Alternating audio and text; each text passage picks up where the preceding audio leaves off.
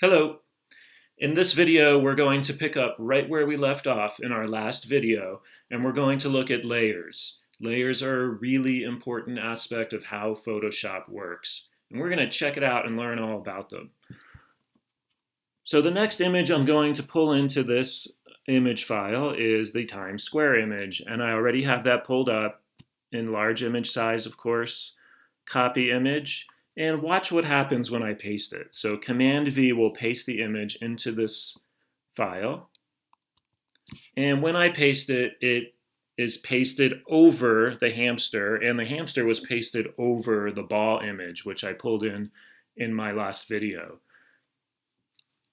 If you look on the right-hand side of your screen in Photoshop, you'll see a window called Layers. Now, if you don't see this layer, go to Window in your menus and find the layer window. They're in alphabetical order. Go to layer and make sure that the checkbox is clicked.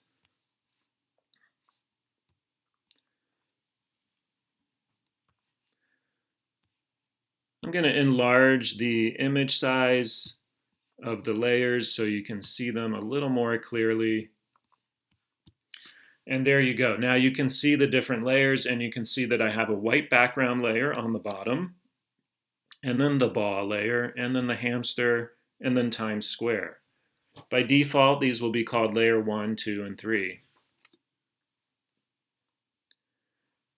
What layers allow me to do is to keep different pieces of visual information separate from each other.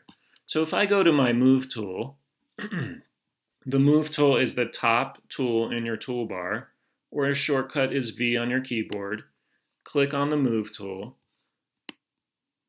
and you can move one of the layers. And you can move another layer. And now you can see the 3 layers stacked on top of each other. And notice that the order in which they're stacked is the order that they're shown on the right-hand side of the screen. So right now the Times Square image is on the top, so it blocks out any image below it. If I move it over these, it will block it out. If I take a layer, for example, the Times Square layer, so these layers on the right-hand side are each separate, and you can click on each one separately. So I want to click on the layer 3, which is the Times Square image, and I'll click it and drag it down until it's below the rainbow ball. And you'll notice there's a little blue line just below the rainbow ball when I move this layer. That's where the layer that I'm moving will be placed. So I let go of the mouse, and the layer is now placed down there. And now the Times Square image is below the rainbow ball and the hamster. And you can see that those other 2 images are blocking out the Times Square image. And all these layers can be rearranged in any order that you want, and it really changes the effect of the image. So you want to keep track of how your layers are ordered, because it's a really important function of collage, and which images go in front of other images.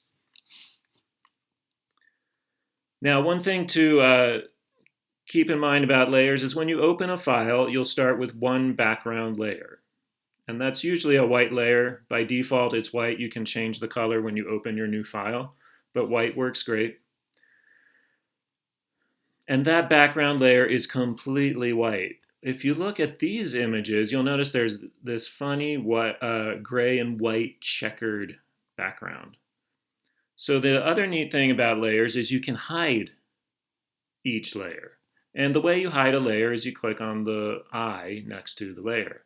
So if I click on the eye next to the hamster, that is now hidden, and I don't see the hamster. It's not deleted, it's still there. I can click on the little box where the eye was, and the hamster comes back. And I can do that with each of my layers, or as many as I want.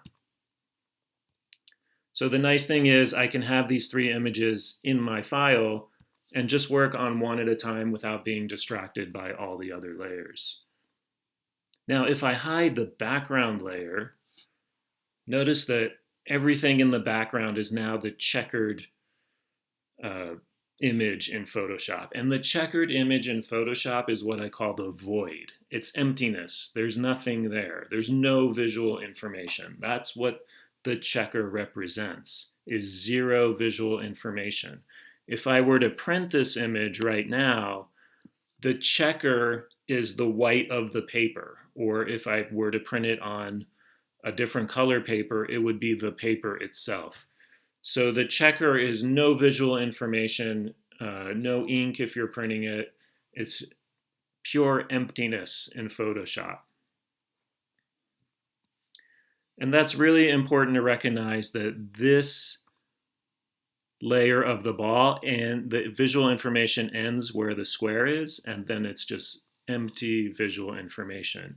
If I click on the white layer below it, all the white shows behind it, and now I have a white background layer and I can just see the ball.